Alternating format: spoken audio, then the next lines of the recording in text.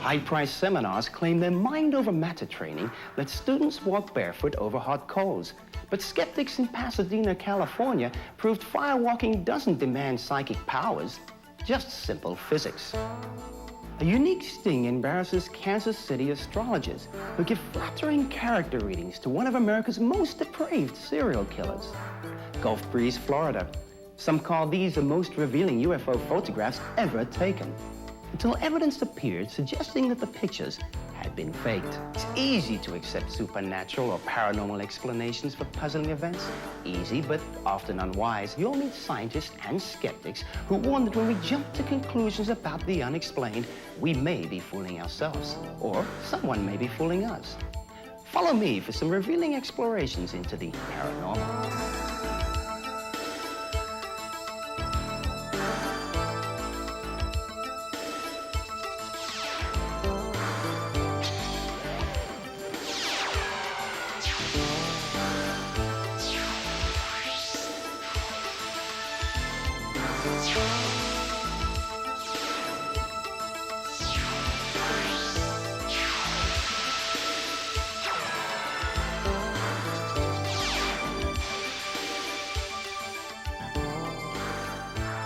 I'm Steve Shaw. I'm a mentalist, a magician of the mind. Audiences might think I have psychic powers, but I warn them before each performance that what they are about to see may only be a trick, that they shouldn't believe everything they see.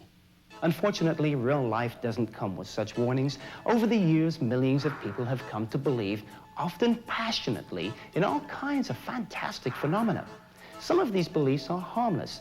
Others can be very dangerous. Some people literally won't go out of their house if their horoscope is unfavorable. Thousands more have been built, sometimes robbed of their life savings, by phony spirit mediums, crooked psychic detectives, and vicious medical quacks. At other times, paranormal practitioners who seriously believe in their own powers will attain frightening influence. Astrologer Joan Quigley influenced decision-making in the Reagan White House for 6 years. Harmless or dangerous, most paranormal claims come to be accepted in the same way. Consider this. The phone rings. You pick it up. Hello? Louise. It's someone you know. I was just thinking about you. Someone you've been meaning to call for days. I don't know, you've just been on my mind lately.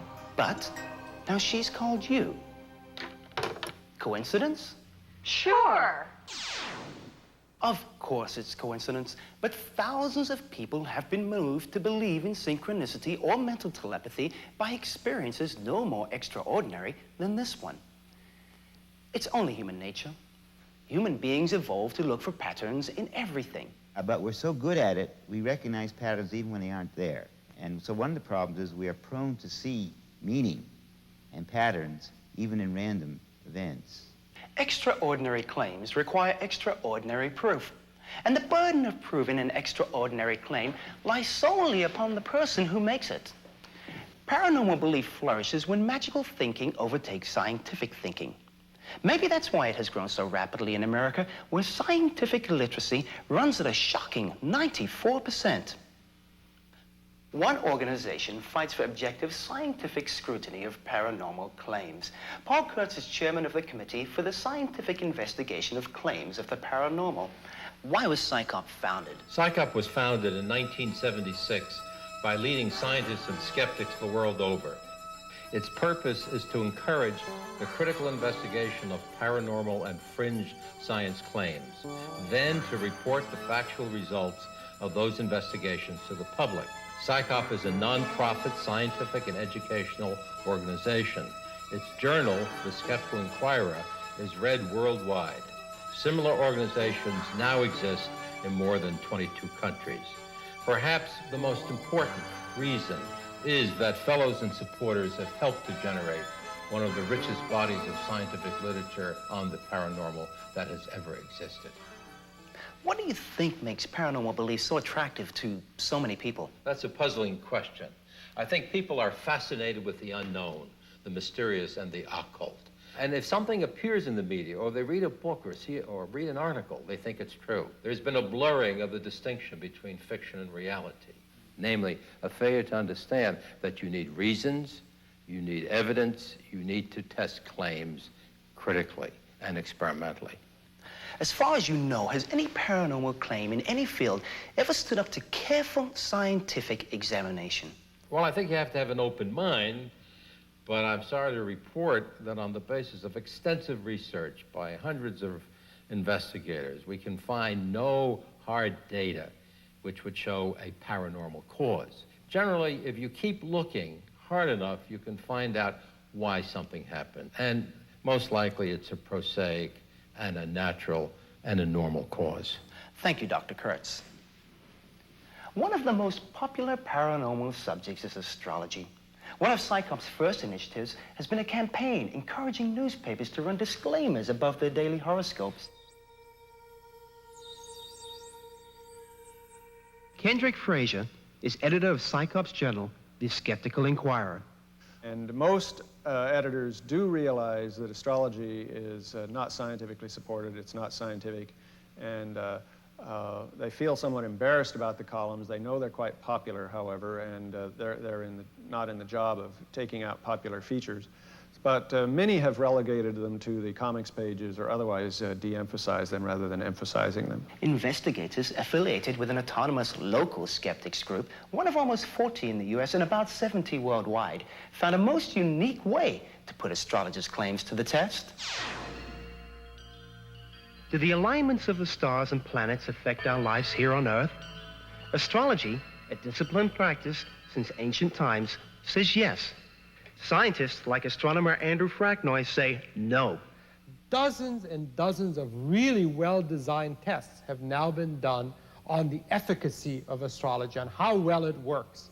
And every single one of those tests has turned out to be negative. When it comes to astrology, about 200 man-years of research have already been conducted on astrological claims. Most people don't know that that much research has been done. How could it be otherwise when astrology took shape centuries ago?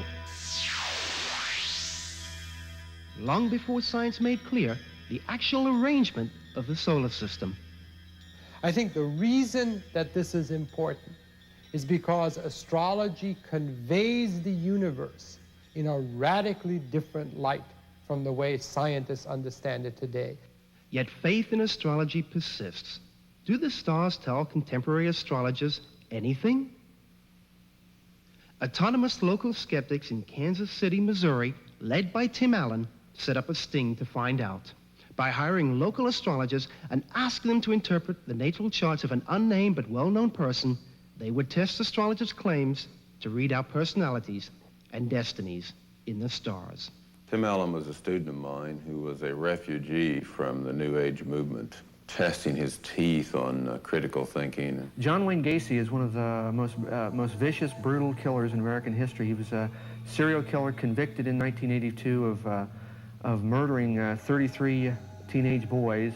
Gacy was a contractor who would hire young men who had few local connections, invite them to his home, and kill them horribly. If astrology tells us anything, it should say volumes about John Wayne Gacy. Yeah, we got the birth certificate of John Wayne Gacy, and I sent off to California to get a computerized chart done by a person who's noted internationally for coming up with accurate computerized astrological charts. And we basically gave them to 5 professional astrologers around the area. We bargained them down to the cheapest price we could, and it seemed to run around $30, $50, $60. It kind of hurt me to pay for these things out of my pocket. I think I ended up sinking $300 into the rent money for all of these astrologers in Kansas City. Of course, we couldn't tell them whose chart it really was. So we found some friends who are about the same age as John Gacy. We wanted to know if they would look at the chart and decide if the person who belonged to that chart should go into the youth ministry. The downside of that is that there are ordinances against charging for psychic readings in this area. and there are ordinances against paying for such things. The idea was that John Wayne Gacy is a person who most definitely should not go into the youth ministry. You know, we asked him what was going on in the chart between December of 1978 and March of 1980. The reason for that was because we knew exactly what was going on with John Wayne Gacy at the time. In December of 78, he was arrested for murder, and by March of 1980, he had been convicted of 33 murders and sentenced to death. The astrologers responded with colorful natal charts and page after page of interpretations, mostly suggesting that America's most prolific serial killer was a pretty nice guy. An astrologer, then popular on Kansas City television, had this to say. I think that you can be very good with kids, and it might be a good medium for you to learn to be more trusting in the giving and receiving. And here is what she wrote about the period between Gacy's arrest and his sentencing. It was a time that should have brought you some recognition with peers, or just feeling that people liked you and cared about you. A noted astrologer and psychic charged $65 for a 90-minute reading that included this observation. Your presence would be of a beneficial nature to other people, a real calming kind of effect. A $7 computerized reading described Gacy like this. Extremely sensitive with strong feelings, kind, gentle, considerate. But there was also a warning. You have the right to get what you want to. Don't always be defensive and back down, or others will exploit you. Advice that might be appropriate to almost anyone, except America's most prolific serial killer. And a nationally known astrologer charged $50 for an 11-page typewritten reading. In whatever you do in life, it's important to let your personality show through, to have a line of work in which you can be yourself. And then he says you have an instinctive awareness, and your uninhibited response to life can refresh and gladden whomever you encounter. And finally, he says you are strange, but your strangeness is very important and something to be taken seriously. Given what is considered common in the world needs your strangeness. A fifth astrologer was hired, but when the skeptics analyzed her reading, they found she had miscalculated Gacy's time of birth by 5 hours, despite the reference chart skeptics provided. Tim Allen sums up. None of the astrologers were close at all to the chart. They all completely missed it. They were advising the person from the chart to go into the youth ministry, which was probably one of the worst pieces of advice John Gacy could have actually been given. Today, when we understand that, in fact, the planets and the stars are distant cosmic bodies, completely unconnected with Sylvester Stallone's love life or anything else that's going on Earth, it really isn't appropriate to use the system of belief from thousands of years ago. Next time someone tells you that astrology works, just remember the Kansas City sting.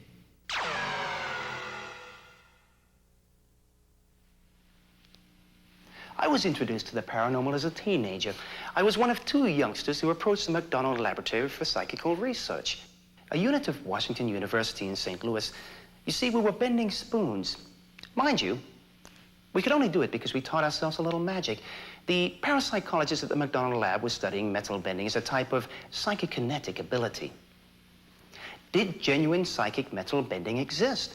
One test would be for a couple of spoon-bending teenagers to enter what was then the best-funded parapsychological laboratory in the world. We would pose as psychics and see whether the scientists could tell us from the, well, the real thing. We were tested on and off for better than 3 years, but never caught in the act, even when our trickery was obvious. Here I'm using a scrap of hairnet between my hands to psychically move a clock.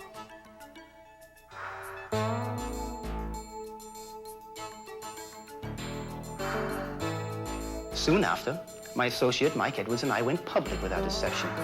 The investigators were embarrassed and angry, but some of them continued to believe that our powers were real in spite of our denials. I guess the moral of the story is that if well-qualified, well-funded psychic investigators can't unmask a couple of amateur teenage conjurers, we ought to be skeptical if they claim they have found someone with psychic powers. We've all heard about the power of positive thinking. Some self-esteem gurus go further.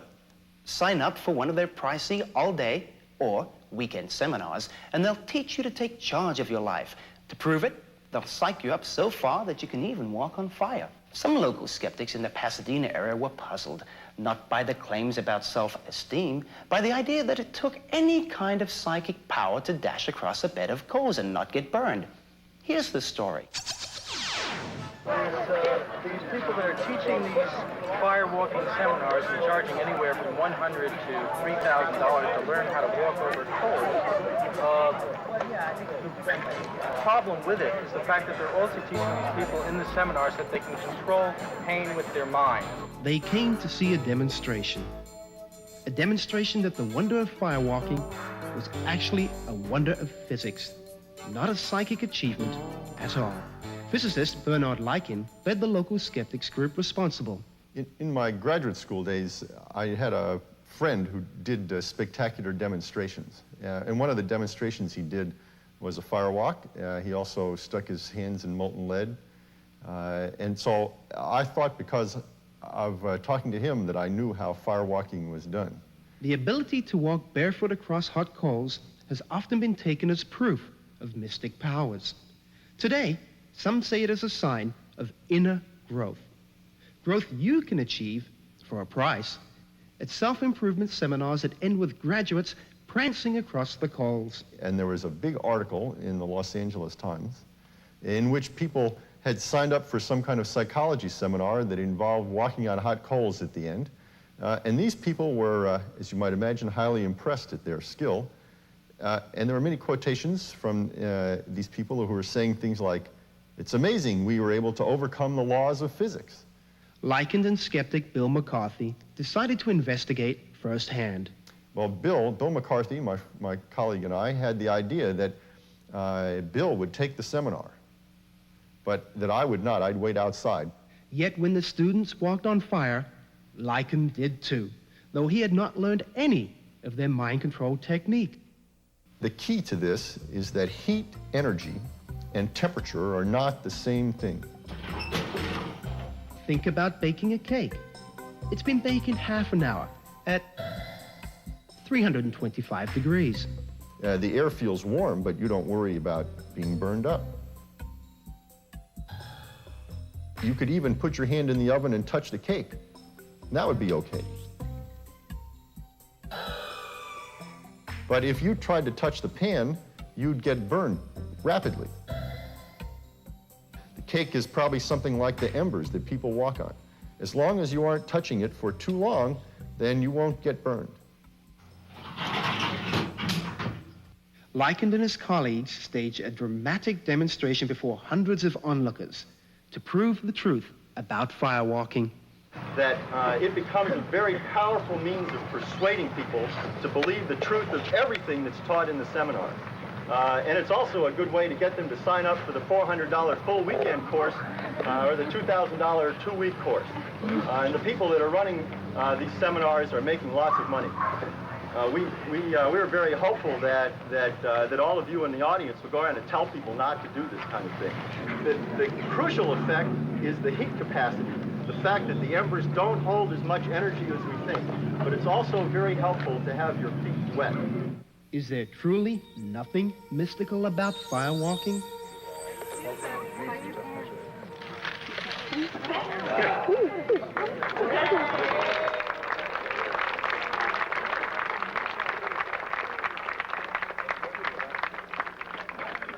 Do your feet hurt? You can feel the heat, yeah. They hurt now? No, they don't hurt now. Soon, everyone's getting into the act.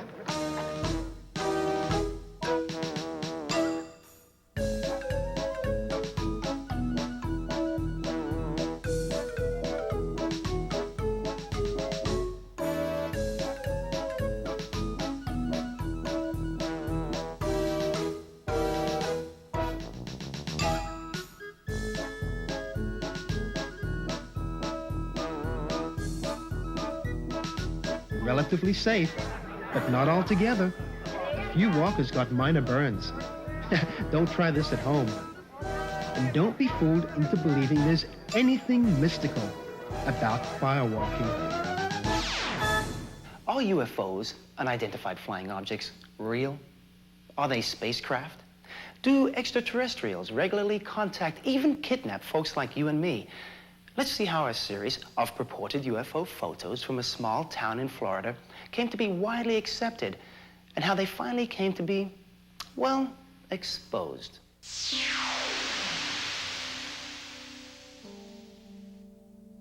Americans don't just cite flying saucers anymore. In record numbers, they report close encounters, even abductions by aliens. Philip J. Klass is a leading expert on UFO phenomena and a fellow of PsyCop. It's such a fascinating myth, the idea that we might have visitors from distant worlds, something I would love to be true. But is it true? Gulf Breeze, Florida learned the hard way. A prosperous bedroom and resort community, Gulf Breeze faces a city of Pensacola, across 3 miles of bay. Some call it the UFO capital of the world. Mayor Ed Gray disagrees. We're not the UFO capital of the world. We have a lot of people that have been victimized by a very elaborate hoax. In November 1987, an anonymous Gulf Breeze resident gave the local paper Polaroid pictures, allegedly showing a UFO he had sighted over his home. The sighting claims and the pictures kept coming. Before long, the photographer came forward. Gulf Breeze contractor Ed Walters. Ed and his wife Frances lived in this Gulf Breeze home, where they often entertained their children's schoolmates. 3 teens recounted party games Ed used to play, in which he made double-exposed ghost pictures using the same Polaroid camera with which he would later shoot UFOs. Now, if one wants to make a hoax UFO photo, the old type of Polaroid camera is the ideally suited one because of its ability to take double exposures, or even triple exposures if one wanted. To some UFO believers, the Walters sightings were the best proof yet of alien contact. Others were not convinced. Consider this early Walters picture. Most people, photographing something as remarkable as a UFO, would center the object in the viewfinder. Ed did not. His supporters later argued that the UFO was off-center because it was moving rapidly. Yet neither the saucer nor the trees are blurred, as one or both should be if Ed had been swinging his camera to track a moving target. The Walters photos and his claims continued to multiply. He said that the aliens were telepathic, that they paralyzed him and took him on board with a blue beam, that an alien met him in his yard, the only time he forgot his camera, and that the aliens tried to zap Francis too. Ed remembered to get a picture of this. Ed put his claims into a hardback book, for which he received an advance of $200,000. He moved into a new, larger house in Gulf Breeze. There was even talk of a TV movie, with the rights selling for $250,000. The ABC people are doing a miniseries, couple-hour miniseries. Then the bottom started to drop out. Model maker Eric Buckaloo was one of the team of investigators assembled by a Pensacola TV station to try to duplicate the Walters photos.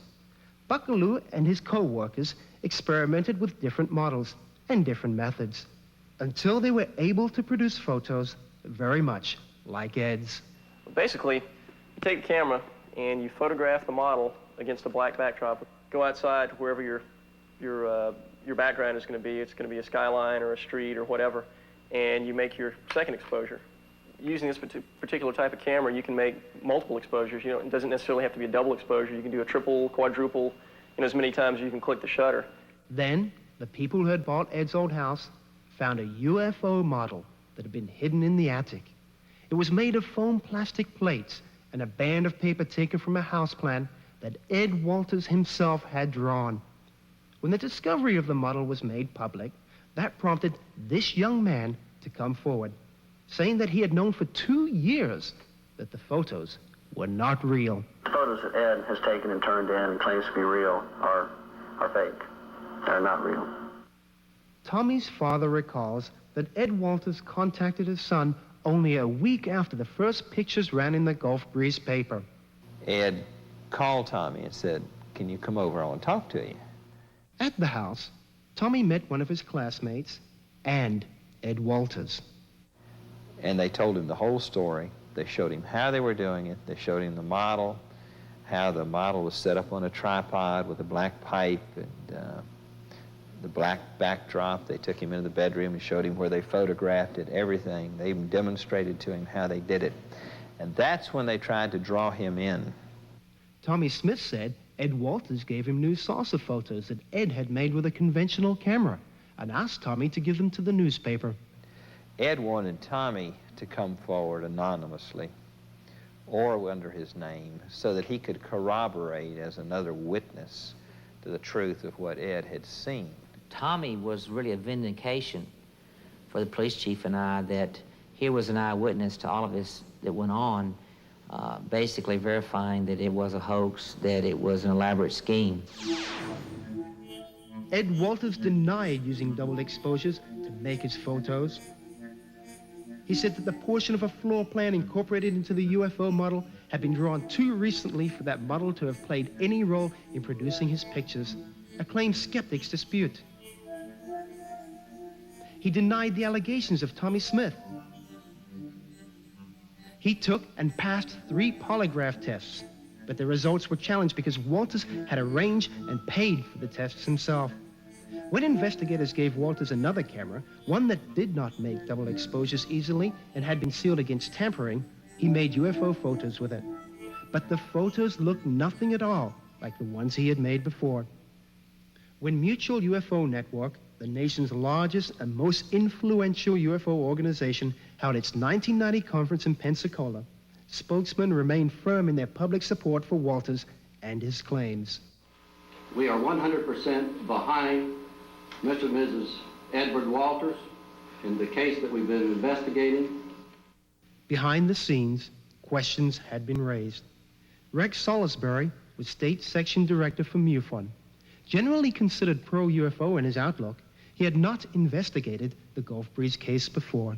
And at the time the Tommy Smith allegations were made, we were asked by MUFON to conduct the reinvestigation, which was opened at that time. Salisbury warned MUFON Director Walter Andrus that his investigation would be coldly objective. I warned Andrus at the time that it looked, at that point, the case, the investigation would either way. Either we could find information supportive of its authenticity or disproving its authenticity, and warned him he should be prepared to accept that the case was a hoax if that's how it came out. I started looking at how to fake the photographs, and all of them looked pretty easy to fake with double exposure and other means. Salisbury focused on this picture, shot through the windshield of Ed's truck, showing a saucer so close to the ground that its glow appears to reflect on the highway. But in reality, Rex Salisbury calculated it wouldn't look like that. You can verify that for yourself just by looking at headlights from cars on the road. You see they lay very flat to the road. They look like a slit. Whereas this thing is wide. It's about 1/4 as tall as it is wide, which is not the kind of reflection you'd expect to see. Advocates, including other experts who thought this photo was real, suggested that the glow might have been a beam or a spotlight, not a reflection from the power ring. But if that's true, where is the reflection from the so-called power ring, which ought to show too? Salisbury and other analysts also point out that the UFO is not reflected on the hood of the truck, though the tree line behind it is. Eric Buckaloo and reporters at WEAR-TV had also shown how the road photo could be duplicated by putting a scrap of orange paper under the model, similar to the piece of orange crepe paper that had been found inside the UFO model discovered in the former Walters residence. News media representatives locally who I think will admit to you that they were taken in by the whole idea, did a complete turnaround. Based on findings like these, Rex Salisbury sent a confidential draft report to MUFON headquarters, saying that the Walters photos were almost certainly hoaxed. So I looked at it again, and I concluded that they can't be right, and this is essentially information I sent to Andrus at that time, suggesting to him it's not too late to take this evidence and show it to be the case to be a hoax. MUFON's Walter Andrus circulated the confidential report, causing some of Rex Salisbury's sources in the UFO community to stop cooperating with him. In time, Rex and his wife were relieved of their duties in MUFON. Anyhow, they rejected our work. That's the basis of it. Some people would see it as kind of sad because it's been very divisive for the UFO movement. On the other hand, it's not surprising at all. It's almost like they're not so concerned whether or not this is true or not. They just want to know, is it good for ufology? This could be the end of our story, an apparent UFO hoax, unmasked by responsible reporters and by conscientious UFO believers as much as by skeptics. But there's more. April 1990. Ed's book is just out. He will keynote MUFON's national conference at Pensacola, but questions about his photos are beginning to mount. You seen a UFO? You haven't seen one yet. Maybe you'll see one pretty soon. You gonna go out tonight and look? Where do you live? Where? I'm gonna go out and look. Get my camera. Get your camera. We'll meet you. I'm gonna go down to the bridge. That evening, a few people gather by the Pensacola Bay Bridge. They see something. A bright red light that flies out over the bay, over the bridge and away. The sighting lasted about 2 minutes. It is never identified, but the videographer who took these pictures was hurt when a hot ember, like a spark from a flare, landed on his forehead. Lights start appearing over the bay with amazing frequency. There were more than 100 sightings in 1991 alone. The open land at the foot of the bridge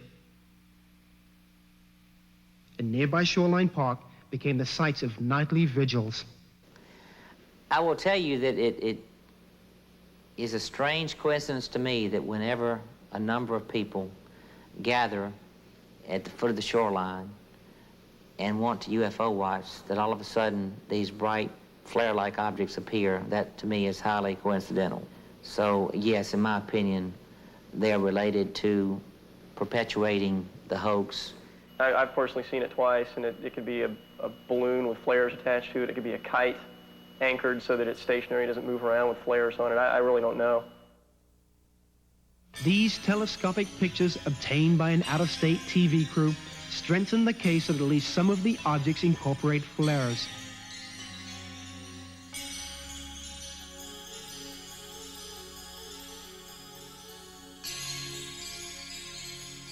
Other sightings may be of military aircraft. Gulf Breeze is surrounded with Air Force and Navy air bases and has one of the highest volumes of air traffic in the country. That leads to another concern. Flares, balloons, or other luminous objects launched near the Bay Bridge could interfere with aircraft approaching the Pensacola Naval Air Station or the municipal airport. And that's the story. The Walters book sold strongly in hardbound, less well in paperback. Pro-UFO groups remained divided over the sightings, and ABC dropped plans for its TV movie. For most residents, life is back to normal, but not for everyone. Many, many innocent people have been dreadfully harmed by it. Oh, I think Jenny and I bear scars from it. It's been a difficult thing to go through, and I think Tommy has too. I think Tommy doesn't really care particularly to come back to Gulf Breeze, mostly because of this. You know, he'll come home on vacations. But I think for the children's part, I think it's hurt a lot of them. Where the kids took sides on it, they'd been friends and parted enemies. And some of them still carry the wounds and the scars from having been involved with this type of thing. And still, each night, the watchers gather. What has been learned? But we learned a whole lot about people and people's frailties, people's weaknesses, and people's penchant for believing what they want to believe without any rational validity to it. But people will still go on saying, I saw a UFO, meaning to them, I hope, I think I saw a spaceship from other worlds. What they really should say is, I saw something in the sky that I could not explain. But I'm not an expert on such things. What I have asked you to do is to think of a word, any word in the English language. There is no way I could know what that word is that correct? That's right. All right. I want to show you something quite unusual. I'm going to take this scarf right here and lay the scarf out on this little pedestal. And I'm going to need a piece of paper. I'll put the paper on top, and I'm going to take this pen, set that on top over there. I'm going to take the ends and bring them around like this and just cover it up. And I want you to imagine, if you will, imagine the pen actually standing up and writing your word out. Are you ready? Watch what happens.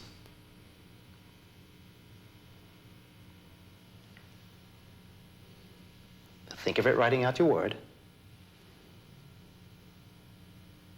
All right. What was your word? Steel. How do you spell that? S-T-E-E-L. Let's take a look. What does it say? Steel. That's incredible. S-T-E-E-L. S-T-E-E-L. Don't believe everything you see or everything you're told. Those are words that can save you embarrassment. Or maybe everything you own. Or to put it another way, extraordinary claims require extraordinary proof, and the burden of proving an extraordinary claim lies solely on the person who makes it.